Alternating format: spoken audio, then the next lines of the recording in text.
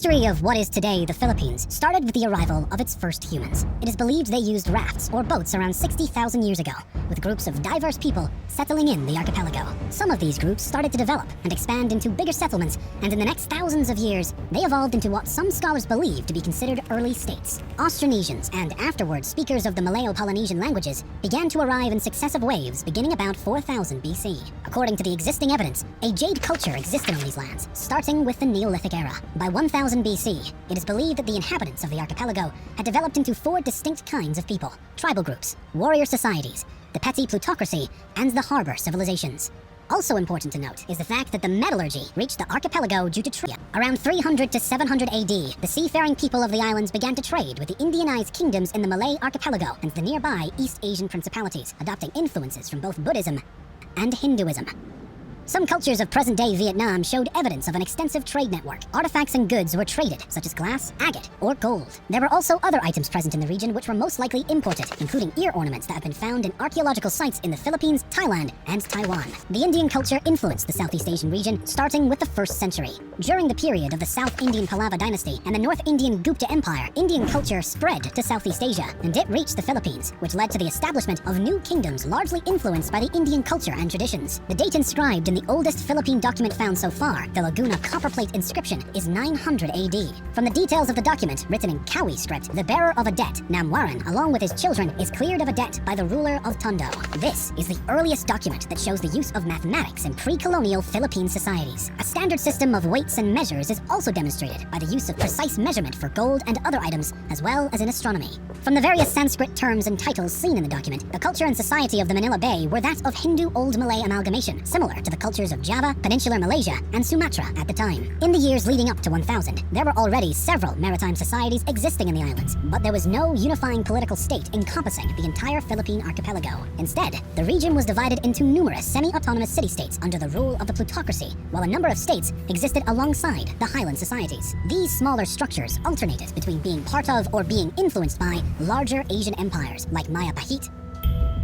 Around 1225, the nation of Mai, a Buddhist pre-Hispanic Philippine island state centered in Mindoro, flourished, attracting traders and shipping from the kingdom of Ryukyu to the Empire of Japan. Chao Jakua, a customs inspector in Fujian province, China, wrote the description of the barbarous peoples, describing trade with this pre-colonial state.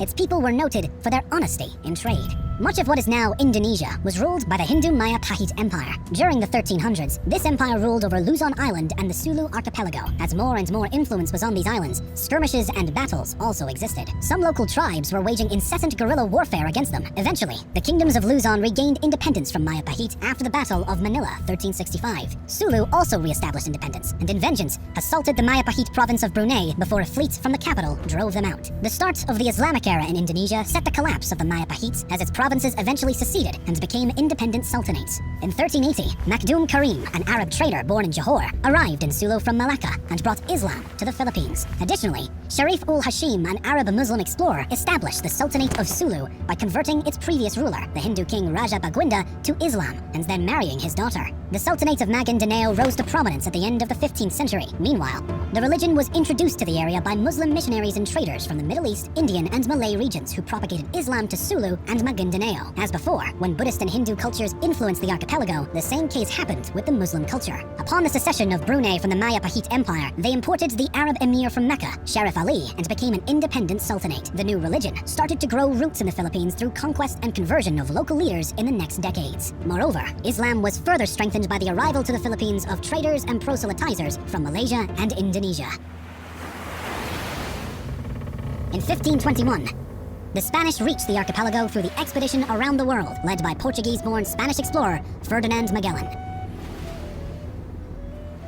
claiming the islands he saw for the Spanish Empire. He established friendly relations with some of the local leaders and converted some of them to Roman Catholicism. Because the Philippines are a large archipelago, the Spaniards started to explore many islands. However, the explorer Ferdinand Magellan was killed during the Battle of Mactan against the local ruler Lapu-Lapu. Over the next several decades, other Spanish expeditions were dispatched to the islands. In 1543, an expedition was led to the islands, naming them Philippines, in honor of Philip of Austria, who became Philip II of Spain on January 16, 1556. The name was then extended to the entire archipelago later on in the Spanish era. European colonization began in earnest when Spanish explorer Miguel López de Legazpi arrived from Mexico in 1565 and formed the first European settlements in Cebu. Through diplomatic and military annexation of some lands, incorporating local states including the Kingdom of Tondo, the Spaniards established Manila as the capital of the Spanish East Indies. In 1578, the Castillan War erupted between the Christian Spaniards and Muslim Bruneians over control of the Philippine archipelago. The Christian troops were so diverse due to generally being made up of people under the Spanish rule, including Native Americans, namely Aztecs, Mayans, and Incans, who were gathered and sent from Mexico and South America to be led by Spanish officers that had worked together with native Filipinos in military campaigns across Southeast Asia. Was also very diverse though. They were supported by the Ottoman Empire, with their troops consisting of Malay warriors and expeditionary forces sent by the Ottomans, which included mainly Turks, Egyptians, Swahilis, Somalis, Indians, and others. The conflict ended with a status quo antebellum.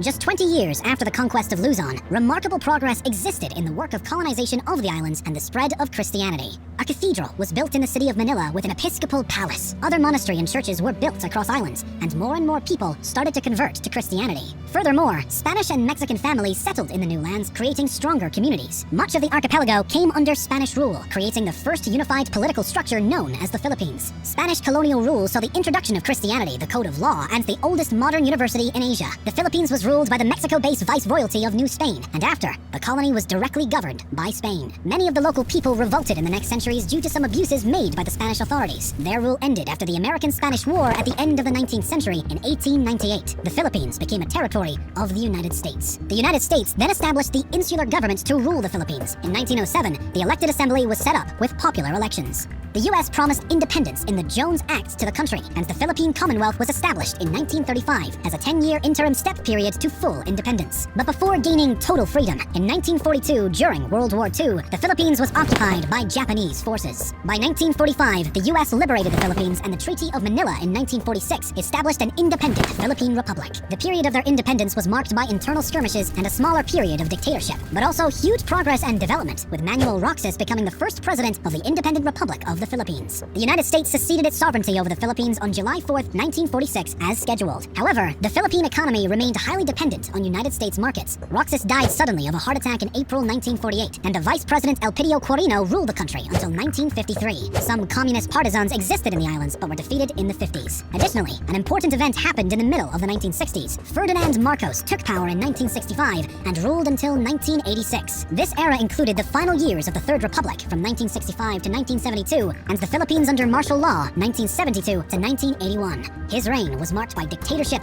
and instability. In 1986, Ferdinand Marcos was removed from power and replaced by Maria Corazon Aquino. Up to the present day, 5 other presidents ruled the Philippines.